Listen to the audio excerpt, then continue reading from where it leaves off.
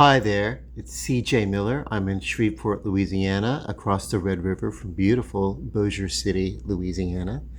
And I'm here with the canvas that I just completed. Uh, and I've roughly scribbled the name on the back just for prosperity. But literally, looking at the front, it's going to be open for interpretation.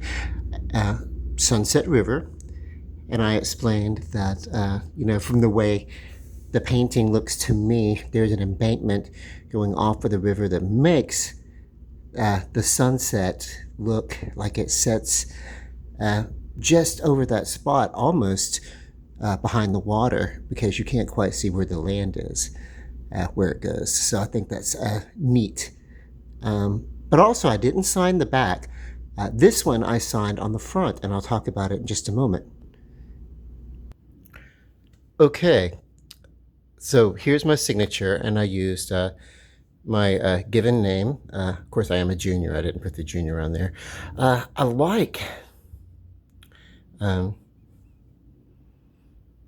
like how this lays over the water, and the way that the signature, the way that the lettering works and everything. I guess handheld. I'm left-handed, so I have terrible handwriting anyway. But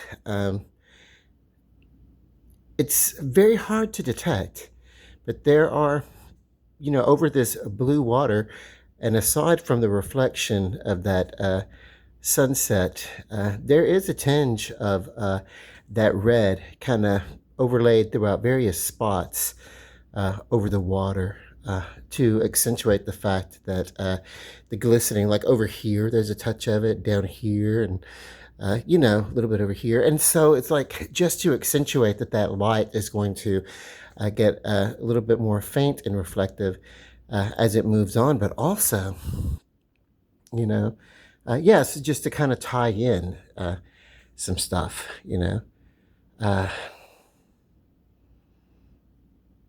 I attempted to do some more work with these branches, and I decided I really had better stop before I just really got to before I overworked it. But I got to a point that it looks to me very good.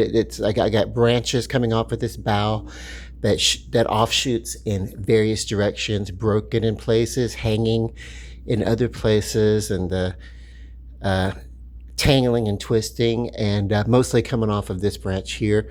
And this is a little bit off in the dark side of it, and so it's most of the other boughs you can imagine being off canvas. But yeah, the reason I decided to sign the painting, and I normally put my handwritten label Cecil Miller Originals on the back next to the title and the signature and everything. The reason why is because I wanted this one. This one's not going to market. I'm not selling this one. This one I decided to do for a really good friend of mine. It's going to go in his place, and I decided, knowing the space that it's going to go in, lots of natural greenery and everything around his place, and grow lights and everything like that. I just decided that I decided, for one thing, it could draw attention to the overall, the reds that are here on the canvas, even if they're not overly noticeable. But I decided it could create a balance. There's some reds up here, so naturally they would need some reds down here.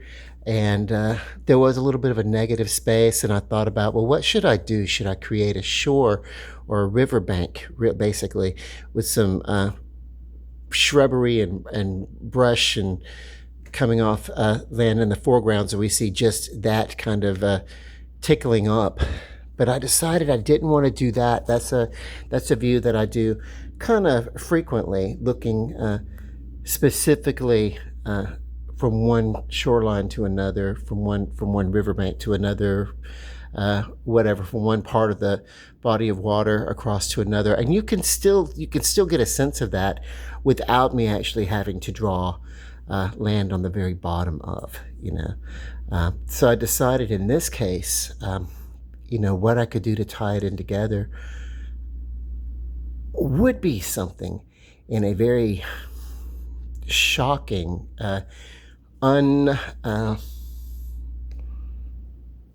unblended red. I just took the red color that I work with, that I painted everything else with. Let me see what that name of that red is. Let me go look at it. Hang on.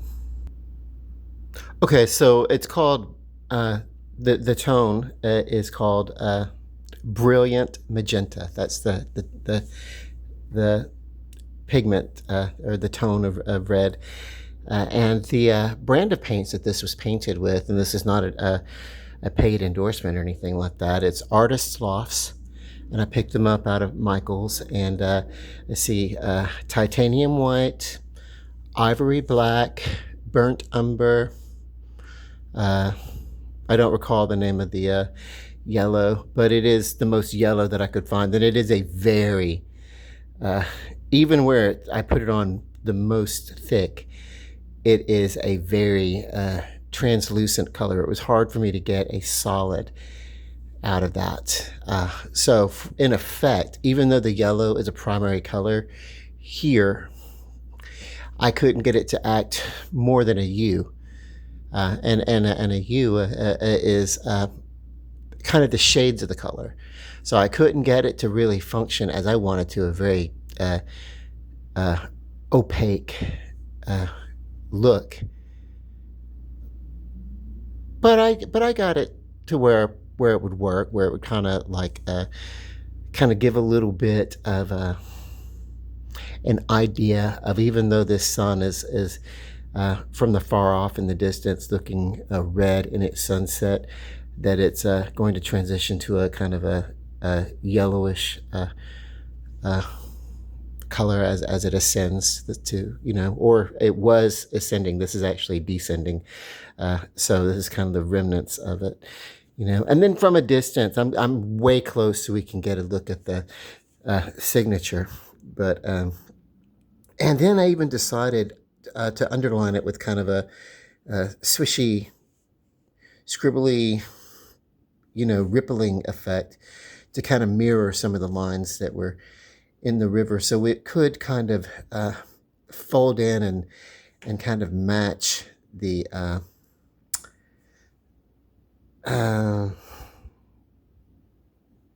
flow of the rest of the painting. So it's a stark contrast in color,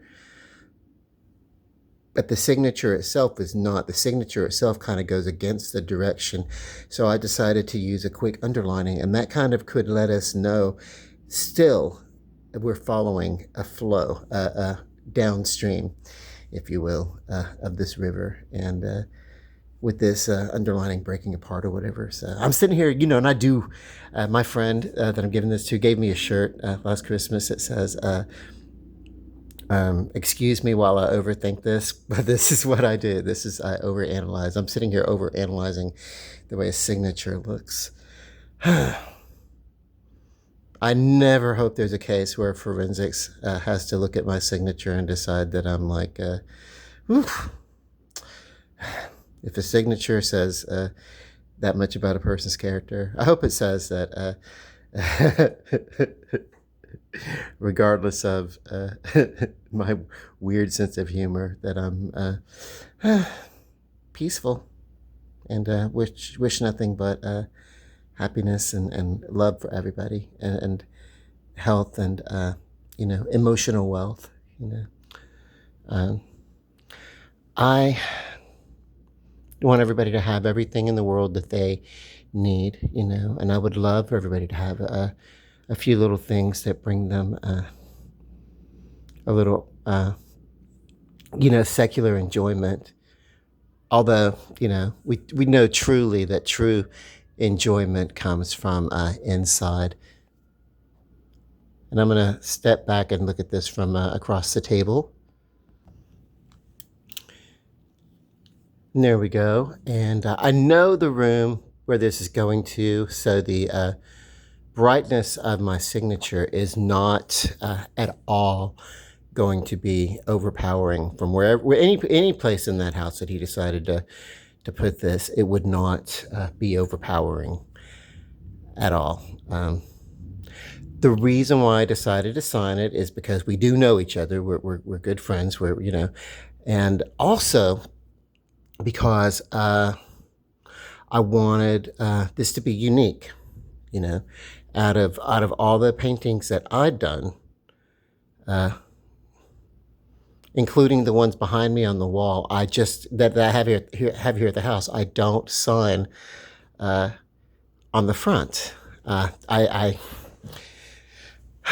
for one thing, it takes, I've got to sit down and I've really got to work on a signature as if it is part of the art. And I've got terrible handwriting. I'm left-handed. It's one of the reasons why landscapes and waterscapes and skyscapes and anything like that, just any kind of natural scapes, really kind of work for me versus architectural structures. I much prefer, and I'm better at the imperfect lines within nature. Although, for some reason, if you look at any of the paintings deep enough, there's a natural recursion that occurs. Now, I want to zoom in here for a second. From across, there's one thing I'm seeing that's kind of popping out that I hadn't quite noticed, and I want to see what's up with it.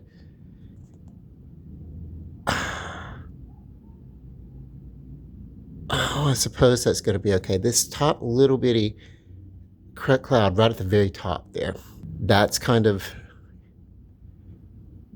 sticking out to me. Hang on just one second. There we go. That's much better. It needed a little depth. You can still see it. Zoom in. You'll see it's still there. I just simply went over and gave it just a touch of depth. And basically just used this pinky to do it.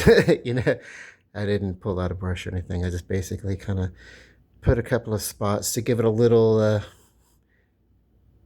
that depth within the clouds, when you see that little depth within the clouds and it's kind of cottony, it adds dimension also, the depthness of it.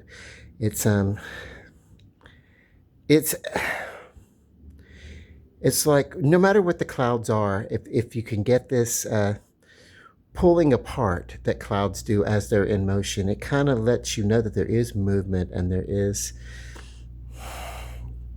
this is a representation of things happening within the story that you'd be trying to tell, so unless you're doing and some people do it a very minimalist, two-dimensional style of drawing that typically you can find on magazine covers and booklets and in print ads and everything like that really